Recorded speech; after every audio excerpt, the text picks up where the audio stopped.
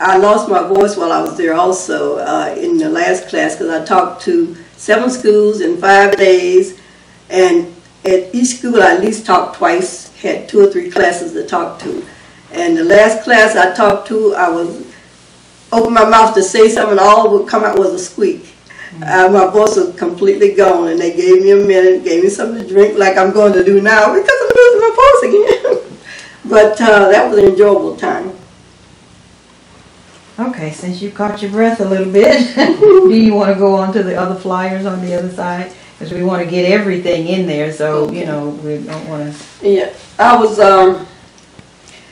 looking at this one flyer for Now, Ohio Now, which shows that we had about 20 branches in the state of Ohio, and as I said before, it comprised about 5,000 women, 4,000 or 5,000 women at different times.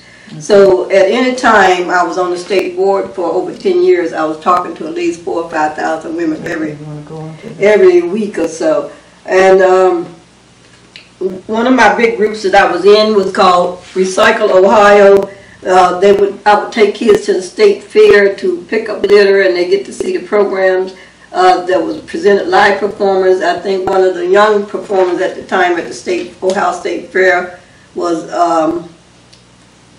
Brandy, and my daughter will always remember that she got to touch Brandy at that time. So I took the group through the local Mansfield Y group that I was the one of the leaders of, called Mansfield Area Y Youth Group Black Achievers Program.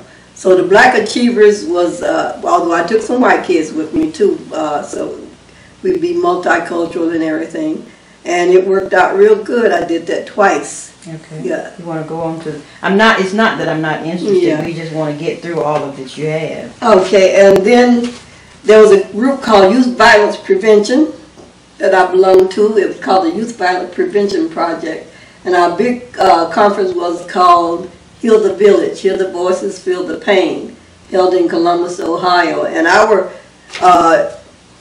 mandate was for us to take this group to work with children that was in danger of being gang members. So we worked with different gang members to bring them into the group and to show them how to get out of groups safely. And the name of our particular organization was called Keep Yourself Alive. And the reason we named it that was because one of the gang members told us that he had to, in order to get out the group, he had to figure out how to keep himself alive. And he came to one of our meetings, and we had a minister in the group that talked to him, and he said that he had came to his church group, and he talked him into coming to our group meeting that was organizing the young people in the streets that needed help. Okay, so you help gang members as well. To become viable citizens. But the preacher had told us that he was in the youth group that day, and he looked at the guy and he said, don't you want to join us? And he said he was just watching the group, he just came to observe. And he said, why won't you play basketball? The group was playing basketball, and he didn't want to play basketball. And he said that he had his piece on him. And he said, you have what? And he said, I have to have my protection. And he said, the minister said, he very politely got up and said, walk with me. He said, I walked him to the door and explained to him that I wanted him to join, and why we would help him and how we could help him, but we wanted him to come back next time without his piece on him. Okay. And he said his piece was his gun, but he said, I have to keep myself alive. And he said, that's my protection. So right. We named that was the name of the organization. And okay. We would hand out stipends to different groups of $5,000 each, community group in different cities, to teach this to ex-gangs, this program that we Where had. Did you get your funding? The funding came from the state Department of Youth Services, and they had a group called Youth Services Network, so we were a member of that also. And we had the state police that we could call on at any time at any group meeting we was in different cities to protect the young people that were coming out of the gangs. Okay, and move on the Peace Matters group arose out of the Sister Cities group and also the National Organization for Women. I met this representative from the Peace group at a NOW conference. So you meet different people at different conferences and they're advocating for something different all the time. And she asked me did I want to go to The Hague in the Netherlands for a conference. And I said, of course I do. You know, how do I get there in New York? And we'll give you, and we will have your reservation in the Netherlands when you get there. So you have to get to New York and you will have a free ride because it costs us $500 just to get a representative there. Mm-hmm. And as it would happen on the last week that I thought I was getting my money together to report to New York, to the airport there in New York, to depart to the Netherlands for this peace conference over in The Hague in the Netherlands. I came up short because of a little glick, I like to call it, one of those things that happened with my National Organization for Women group, where my final funding was supposed to come from. I have, as a women of color group leader, as they call me, the chairperson of the Ohio Now Women of Color, I had a treasury. Every auxiliary had a treasurer. The Battered Women group had a treasury that they could call on for trips to different meetings so they could advocate for violence against women. And my group treasury had dwindled because they used it for another situation and they hadn't refunded it yet. And they said, Lelia, we're sorry, but we don't have that money right now.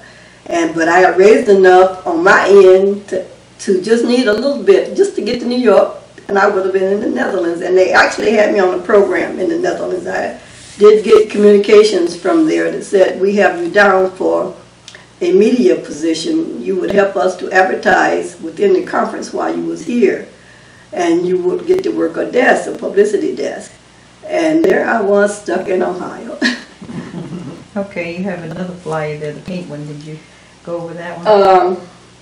This is the Stop Violence Against Women flyer. I have a poster also in my closet in there that I marched with, and I'm sorry I didn't bring it out, but I will show it to Richard in a minute. And then we have this sign here that explains how it was at that time. It shows a woman laying down in the mud at a ball field, and the big football player has the name Wife Batter on his back, and the football player said, sorry babe, it's a guy thing, and he had knocked her down. But this is the way it was then. They could get away, the men could get away with that sort of thing, even if people in the streets knew that they were being beaten. So it's very obvious that we needed people to advocate for these women. Okay. Now you talked about yourself in various occasions. You talked about some of the things, but what about you right now? Right now, I'm so proud to be in Cartersville and to know the different groups and meet different people that I have, and to have family around me. In Ohio, I had extended family because I was there for close to 40 years, and they just knew where I was and what I was supposed to be doing, and they would always speak up for me. I had support from my back, and even though I've just been here 10 years, I have learned that there's a lot of support for people like me who, even though I came to Cartersville expecting, if you believe it or not, to be anonymous. I thought I'll be helping my mother and going to church and going back home and helping her and helping the family. And nobody would have to call on me to speak or do anything. And not that I minded it while I was out there in the streets being an advocate and being a social justice activist, but I thought this was my time to sit down. I was getting older, and with Mom being sick and everything. And I found out that it wasn't. People knew that I came to Georgia from the women's rights groups, and they passed the word to groups in Ohio, in Atlanta, here in Georgia, and different places, So they were looking out for me and expecting me to show up for meetings. When I didn't, they just didn't understand that I was trying to fly below the radar, be low key. So it's been quite a journey for me. And I became a who's who because of all my activities. And when I came to Georgia in '01, 3 days before 9/11, by the way, I had been listed in the who's who at that time for a good 5 years. Under what section? Under the International Biographical Center in the UK. They listed me as the world's who's who of women in their 14th edition. And I have those papers. And then we have the Marquee Press here in the United States that has listed me in different versions of their who's who. There was the business who's who and finance who's who. So in the late 90s and early 2000s, I had my biographical profile printed in different who's who magazines, books, which now cost, at the time they were costing about $300 and some. They still cost a little more because they use these manuals, these books, to let people know who's achieved what in the world and how they achieved it, so they could motivate other people. That's why my one interest now is to be a motivational speaker, if needed, as needed. And because I have a lot of experience, and I shouldn't, I'm a Bible scholar, and it tells you you just shouldn't sit still and not tell people well, the way the Bible says, of course, is different, who you are, where you were, where you came from. And on occasion, I've had to tell people, you don't know me. If I tell you who I am, you know, you might like me because I advocated for this, I advocate for that, or you might not, because I had men groups in Ohio that just hated me. And some were black men's groups. Okay. What about other honors? You mentioned who's who, and you said honors. Yeah, I was honored by the Secretary of State of Ohio as a keeper of the flame in community service. And when they say keeper of the flame, they mean you have led the troops or the grassroots efforts in your community. And the Secretary of State invited me to Columbus to accept this award. They had a reception at the State House. And also, from all my travels and everything, I end up earning a certificate in international trade because we learned to barter with the people in the UK so they could buy some of our products in the United States. And we exported some products even from Mansfield, Ohio, to the UK. Is that still a valid? Yes, it's follow you for life, just like a bachelor's degree or anything else. No, I'm talking about the trade that you have with them. Are you still able to do that? If I want to pull in on my contacts, I think some of us are a little old right now because it was in the late 80s, early 90s. But my group in Ohio, Sister City, still ask about me, and when I go there on vacations, they want me to know what the Sister Cities group are doing, and that they have asked about me in the UK when they go to visit. Because the one continuing visitor to our sister city is Miss Mansfield, who goes to the Miss Ohio pageant, which is held in Mansfield, Ohio most years. And she gets a free trip for winning Miss Mansfield to our sister city in Mansfield, UK.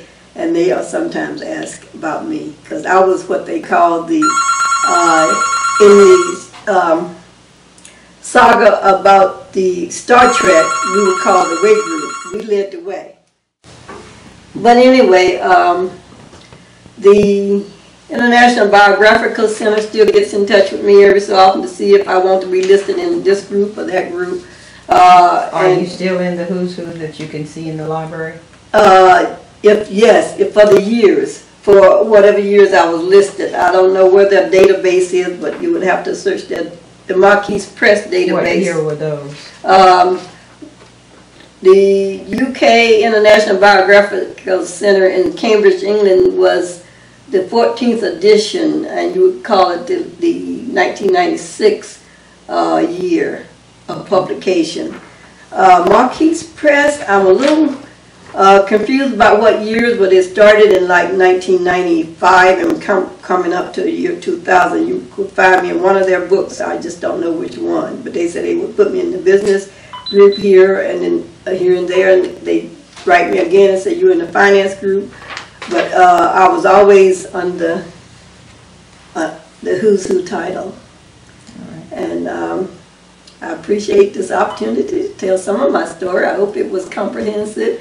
And since I've been back here in Georgia, too, I've trained as a volunteer, trained in the Booth Western Art Museum, which was opened in 2003. I became a docent. And they still sometimes need volunteers, and I go back see if I can help them. I went to the internet workshop for the stores online so that I could bring out my own little store online, and it's going to call Sisters Store, S-I-S-T-A-H, has to do a tie-in with Circle of Sisterhood, which is spelled S-I-S-T-A-H-O-O-D, and advocating for battered women. So I was going to put items of interest to women to help their self-esteem, lotions, powders, rings, necklaces, anything advocating for women, and to keep them feeling positive about themselves and keep them up and going. So now, as of today, September 15th, 2011, what are Lelia's aspirations? I think that I would like to study some more. I'm not so much interested anymore. I feel like I've attained where I should be right now in life. I'm getting older, and I would like to continue to take a class occasionally to update my knowledge and to keep me relevant to the young people and everybody else in the world. So if I am called on to motivate anyone, I will be talking the latest information. And also with the computer world, since one of my degrees that I was working on was certification in microcomputers at the time, became a certification in mini computers, which became a certification in electronic, I forget what the title was, but when I went back to college one year, they said, Lelia, we discontinued your certification program unless you want to take a course and learn how to repair computers, to take them apart and repair them and all that. And I said I wasn't interested, so I dropped out of the computer program. But I had started back in the time when we had languages that most computer programmers don't know about, called RPG and things like that. And we learned COBOL and what have you language. And I would like to stay relevant in the computer field. So in 2007, I went to Strayer University here in Georgia, and I took a course in the 2007 software for micro. Okay, that's present day Lelia, right now, today. Keep it updated. You said you were going to go back to school and study, but what is the course of study? I like to study every so often a course and update my computer knowledge, a computer course. Community relations, what's relevant in the kind of Part-03 that I might need to know. They have courses in community relations. And I might have to pay for it myself because the government don't give you Pell Grants for some of that. But I would like to update my business experience to stay relevant in the business world, especially international business, international relations, because I feel that I have yet some work to do in traveling abroad, and I want to be relevant. All right. Is there anything else you want to tell us about yourself, the things you've lived? I can say that my self-esteem is high. Some people say I'm aloof. Some people say I'm distant because I'm what does Lelia say? I say that I am relevant, staying relevant, and staying able to speak to the current generation. By being able to speak to staying relevant, I can speak to the current generation. And I want to continue to stay relevant, to update myself, to not get behind. And I figured that with that, the Lord's going to grant me good health to keep going so I can inspire others to get out in the streets and advocate for those who cannot advocate for themselves for whatever reason, be it health-wise, be that they're self-esteem is so low that they are crawling on the ground, I want them to get up and go with me to some of these things, and I will pay for the gas. I will take them with me to see that there's another world out there. So that's what I want. And you are targeting who? Is it the younger women that you're targeting to take to these meetings? Because I'd like to go to one just to see what you do. I would like to work with the younger women in regards to the fact that they will learn that there are other options in the world than getting pregnant and staying around home and getting fat. And they can work on improving their knowledge by seeing me continue to improve my knowledge even at this, I'm past my mid-60s. And then the women that are younger, teaching them about how to advocate for themselves for child support, for child care, different things like that. I want them to know that there are people that will show them how to do this if they don't want to learn from just one person such as me. And then for the older women, I help them with age rights, tell them what the senior citizen centers offer and things so we can stay active and keep learning and exercising and what have you. And then we have to look after our grandchildren now, so we have to find options for daycare sometime, things like that. I want to be able to pass this information on and keep my mind, my knowledge flowing. When is your next meeting? I will have to get back to you on that. Okay. How often do you have them? It depends on the number of people that are interested. And how do you find the interested people? From the networking in the community and at church, things like that. All right, well, I think this wraps it up. You have been very cooperative. Thank you, and I appreciate it. And I've learned some more about my cousin. Okay, yes. And we know you. You are a busy person.